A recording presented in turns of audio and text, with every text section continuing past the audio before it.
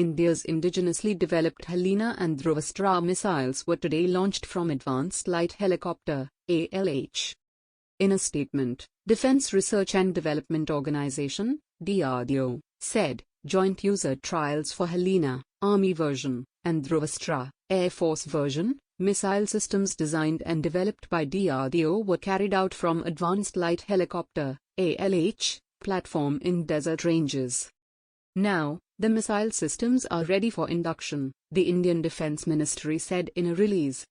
4 missions were carried out for evaluating missile capabilities in minimum and maximum range of 7 kilometers.